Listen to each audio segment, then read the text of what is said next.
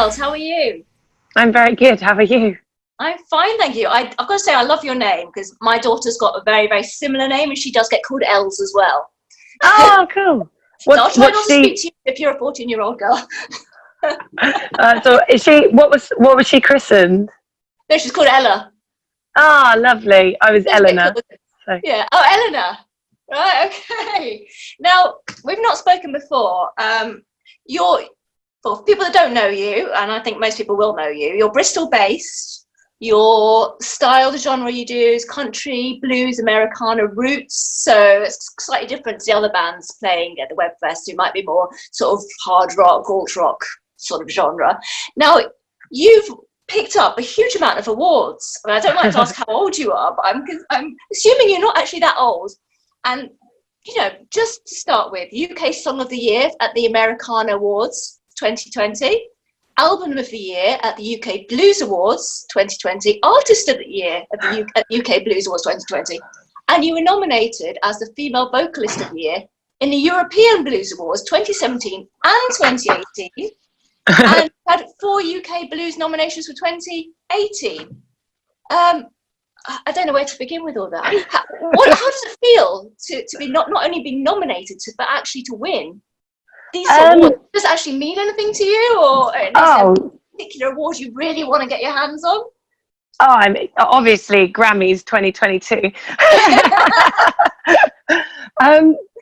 It's been like an incredible year. Although obviously 2020 has, as we all know, has gone to shit. To have had these awards like during 2020 is pretty mad. I was genuinely shocked when I was nominated for the Americana Award. Yeah. And I genuinely was like, okay, well, really amazing to be nominated. I don't think I'll win.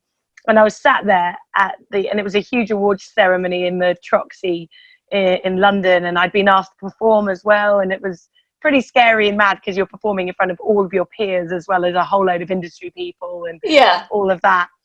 And then they called out my name, and I was still just sat there. And they're like, Els, you've won? And I was like, wait, what? No, I did. What? And basically my acceptance speech was exactly like, I didn't think I was going to win. So, I thought you'd be used to it by now, surely.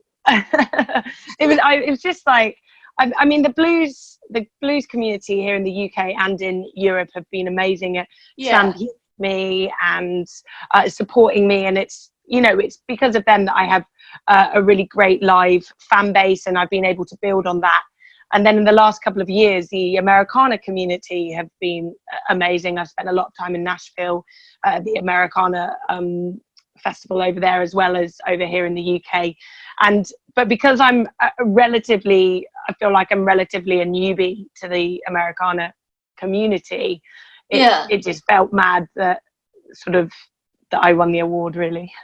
So how did a girl from Bristol get into Americana to begin with? Because certainly when I was growing up, I'm probably a little bit older than you, there wasn't really a scene, as far as I'm aware, for Americana or country or anything of that sort of genre in the UK. Well, my dad just always brought me up listening to American music, and my mum brought me up listening to gospel music. And then in the last sort of 6 or 7 years as well, I just really got into the genre and explored it, probably before I even knew what it was called, before Americana started to be a popular name. Yeah, exactly. So I've always just listened to what I want, and I listen to a big eclectic. I have an eclectic music taste, but Americana, country, not like full on country. I like the alt country and the kind of dirty country, outlaw country. That's always sort of where my lyrics fall. So that's naturally where I write. I've been surrounded by incredible blues musicians, which is very much how I've sort of been introduced to the blues scene, and I'm very grateful to the incredible team that I have around me. So it's just, I guess you can blame mum and dad. Are you able to get much airplay with the style of music that you produce? In the UK, I mean. Oh yeah, the radio stations have been really, really incredible. Radio 2 have massively championed it. So I was playlisted on Planet Rock with my first record. I think it was on the playlist for 22 weeks, and that was incredible.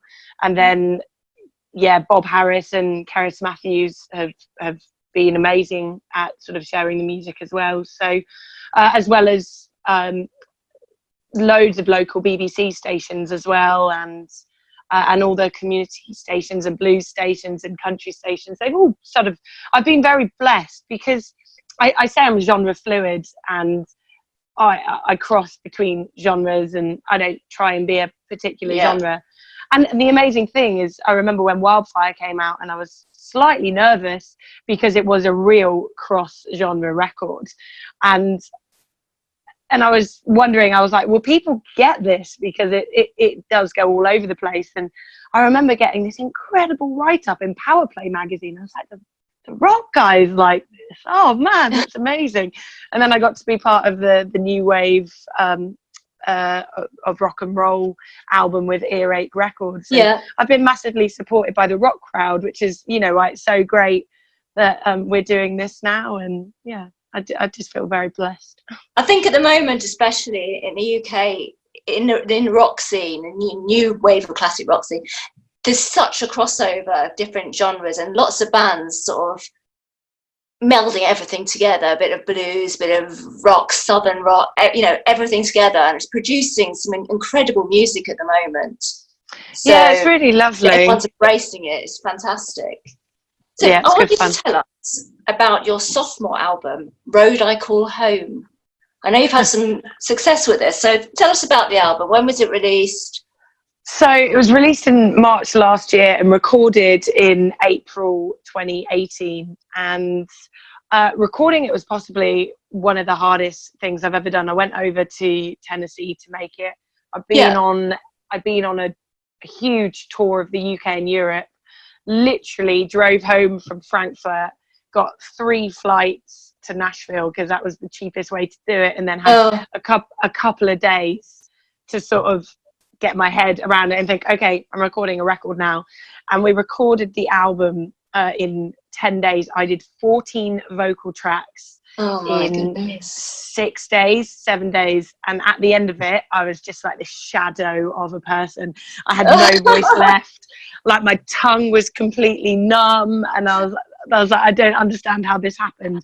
So to have had all the success when it was really brutal, doing the record, but amazing and fun. And, you know, I wouldn't change it for the world, but doing 14 vocal tracks, I think I was doing hard work. Yeah, it was such hard work. I think everyone just thinks it's a really glamorous lifestyle. You get to go all over the world, play at, you know, wonderful places in front of thousands of people. They don't think about all the work that goes into that.